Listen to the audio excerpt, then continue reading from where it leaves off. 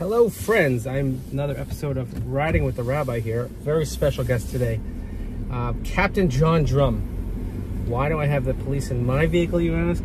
Well, this... And you're not in handcuffs. I am, well, not that you can see. Tomorrow is the end of January, marks the end of an era, a very important era here in Livingston. Our captain is retiring after how many years? 36. 36 years. 36 years. That's your seatbelt thing. I think the police should wear seatbelt on that. Car squeals on me. I don't want to get in trouble. You know, these cars today. How many years with Livingston Police? 35. It's 35. So let me ask you, what? We're sad. You've been such a great friend to our community, but particularly such an asset to the Livingston Police Department and the Township of Livingston. Let's go back a little bit. How did you decide that you wanted to get into police work? An accident. Like a car accident? No, or? a friend of mine says, hey, let's go take a police test. I said, all right, I'll take it. I ended up passing it. I got hired by the city of East Orange. My cousin was friends with the police chief here, and he needed officers, so I transferred to Livingston. Is that person still your friend? No, he's passed away. Oh, okay. But good choice. So then how soon into it you realize, oh, hey, you know, this is like something I could do? It was very tough because I was not very law-abiding child. I can't see that at all. I don't know what you mean. We used to throw snowballs at cars and stuff like that when I was younger. And where'd you grow up? In Belleville. Okay. Right on the north border. But after, I would say, a month of being a cop in East Orange, I actually enjoyed it. I seen stuff that probably nobody would see. It was like, I got a ticket to the greatest show on earth. I like the way you put that. Yeah, and sometimes you got to I got to participate in some of those shows, and sometimes I sat back and watched. Okay. And then you move over to Livingston, which probably is slightly different type of work, I'm gonna guess. Yes and no. I mean, Livingston, you're dealing with educated people that know more about the law than sometimes I do. So it was tough, but it was a little different. And then you work your way up the ranks. So how did it start? You start off as a patrolman. Then this next step was sergeant. I was a road sergeant for about 5 years. Then I got transferred to the traffic division, and I was there for approximately 9 to 10 years. Wow! Because I was a sergeant there, then I became lieutenant there, and then from lieutenant to captain. Okay. And how many years have you been captain? 6. Going on 6. Going on 6. Was it a hard decision to retire? Very. I mean, I've been doing the police work for more than half my life. Right. So it's tough, but I'm leaving Livingston in a good spot because I'm leaving him with my son. Right. Yes, that's right. I know that your son is on the force, and I guess our chief has his hands full now a little bit, but he's a little nervous because I'm retiring, and the other captain's retiring at the end of next month. So wow. Now he's got to break in 2 new guys. Wow. So tell me a little bit about your years in Livingston. Like what's been a highlight of being in Livingston all these years? Meeting a lot of people. I mean, there's many different walks of life in Livingston, and it's nice that I can hang out with some of the high-end people and some of the low-end people. That's why you're with me, with the low-end people. Like I appreciate you throwing me a bone. What has been the most rewarding part of your work over your career? The best part is the people saying thank you. The chief calls it the Johnny Drumm tour because people have been taking us out to lunch. Right. It's been like nonstop for the last 2 weeks, but it's nice. It's some of the people that I met from town taking us out to lunch. Because at the end of the day, it's all about relationships, yes. And I mean that's why we have a relationship. And by the way, I'm putting it out there for everybody. You're always invited to our synagogue barbecue. Always, even in retirement. I know you always go, but even in retirement. And what's been your greatest challenge doing police work, either here in Livingston or wherever, or police in general?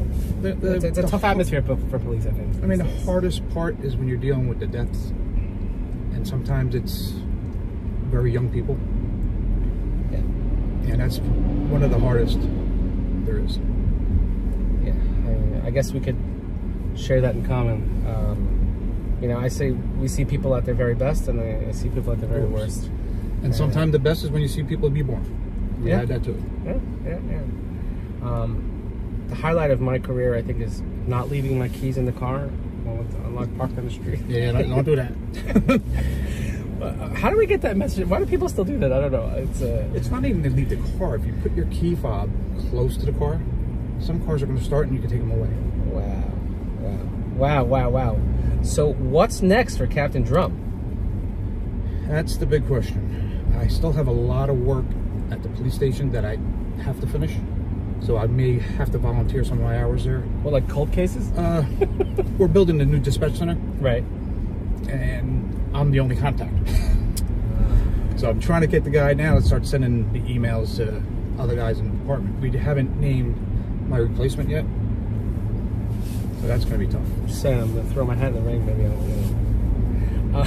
Were you also involved in like the animal control population things? I ran the animal control part of the township. I did TNR, which is the trap, neuter, and release of the cats. Now our big problem are fox and coyotes. Oh, I got a whole zoo in my backyard. I mean, I come up, I pull up the deer, they see me, they're like, "How you doing?" The fox now, forget it. There's no shame, I guess. But hey, that's a life. So, and what are you gonna? You say you're gonna miss the people, but like, what about the daily routine or the? That's gonna be rough. My wife already said I have to do something. So I'm gonna rent a plot over at the town garden. Okay. And I'm gonna go there every day and watch the dirt. Okay. I don't know if I'll grow anything, but I'm going to watch that dirt every day. But she knows you're retiring, right? Oh, you had to tell her. She's got a list about 7 pages long. You know what they call that? Honey list. Yeah, the honey-do list, exactly. Honey-do this, honey-do that. I mean, particularly for our audience, how has your job changed given the rise of anti-Semitism and all these types of incidents? Certainly, and even in our area, I mean, even as last as this most recent Friday, which I guess hopefully turned out to be nothing, but I mean, how has that changed your outlook on what you do? It's definitely changing police work. We never had to deal with this back in the old days. It just seems like the anti-Semitism, it's getting worse. And it's not just against the Jewish people, it's against the Muslims, it's against the Chinese, it's against the Indians. People have a low level of tolerance in general, I think, for the other, right? So what can we do to I don't know, make our community better? What can we do to improve that? Livingston's a very unique town because everybody does get along. Yeah. I mean, anything that happens is from somebody outside the town. Usually it's not somebody from town. Like the protests, they weren't Livingston people. They were from out of the area coming to Livingston to protest. And the Livingston people, showed force. They both came out, stood together. It was peaceful, which is always good. And I think also we have a healthy relationship amongst the clergy here as well. Certainly and definitely a healthy amount of respect. And we work very hard on these community relationships to make sure that the hate has no place here. I know it's just a saying, but we mean it. But it's true. I mean, we saw when we had our big rally for Israel on several occasions, and even the flag raising. People from all faiths come out, and I think it's such a good indicator that everybody supports each other. Right. And how have you encountered people who have negative opinions of the police? Like we see in a lot of society today, to fund the police or whatever. Have you experienced that here? We had it when the gentleman, Mr. Floyd, got killed. Right. They started protesting here. And it's a shame that the protests, like I said, they weren't from town. The people in town support our police department like no other. If we need something and say, hey, the police department needs masks, we had thousands of masks delivered. Right. We had hand sanitizer delivered, lunches. Like not Thanksgiving dinner or the Christmas night dinners and things like that. Yeah, absolutely. And we get Hanukkah food. We also get Diwali food. I mean, everybody brings it in. Yeah, I mean, it's an unusual and unfortunate sentiment that people take it out on law enforcement. They don't realize, I think, you know, let's say when you were doing traffic or routine traffic stop, you have no idea. We don't appreciate the kind of risk that you put your lives in. Right. You never know what could happen. You never know who you're stopping. Yeah. You could be stopping the nicest old lady or the meanest person in the world. You'll never know till you walk up to their car. Right. What are you not going to miss about the job? Waking up in the morning at 6 to get here. Okay. So maybe a couple days not shaving would be nice. Okay. I'm going to tell you this, but you're going to wake up at 6 anyway. Do you watch police shows? Not really. Because it's like too close to home, or it's not accurate enough? Some of it's kind of fake. I mean, you know, they're not going to solve a crime within 30 seconds.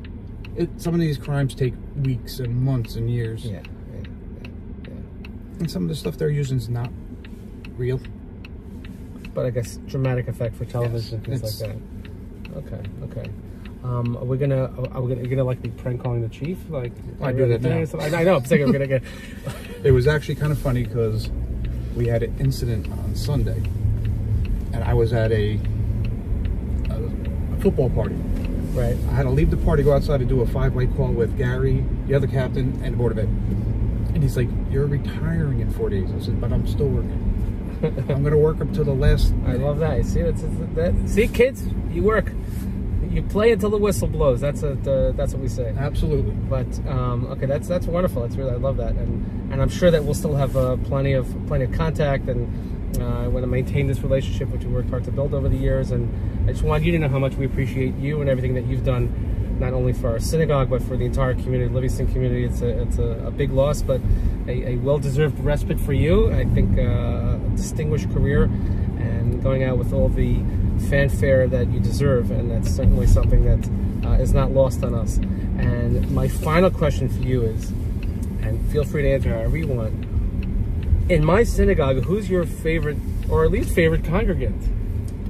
There's a few of them. I got Reavers, I got the Scholes, the Halperns, all of them. So let's talk about Mike Reaver for a second. I actually let him cut my knee. Okay, so you know what? Then you really do love him. My mom, who's known, she loved me well. My mom is almost 90 years old. She knows Mike Reaver since he's a little kid in kindergarten, and she let him operate on her. So, I mean, there's something to be said for that. I don't know, but whatever it is, I know. But you have. But you can tell Mike I'm wearing a tie, even though I do not like him. Is that a clip-on? Absolutely. Anyway, thank you so much. I appreciate the time, and I just, you know, it's part of your send-off, and this is going to go be seen by a dozen people at least. And I want to. You always have my number. So. Oh yeah, you're the best. Really, thank you so much, and I all the best to you. And we'll see you at all the ceremonies and everything. But friends, let's give the proper part. Captain John Drumm, retiring after so many years of dedication to our Livingston community. Very, very much appreciated. We'll see you next time riding with the Rabbi. Vacation time now. Yes.